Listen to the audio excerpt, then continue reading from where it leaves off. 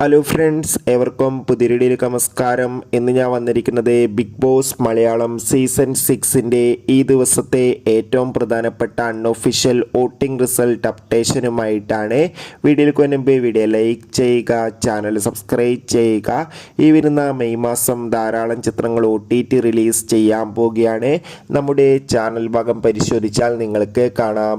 എല്ലാ big boss ആരാധകരും ഏറെ ആകാംക്ഷയോടെയാണ് ബിഗ് ബോസ് മലയാളം സീസൺ 6ൻ്റെ ഓരോ ദിവസത്തെയും വോട്ടിംഗ് അപ്ഡേഷൻ അറിയാൻ വേണ്ടി കാത്തിരുന്നത്.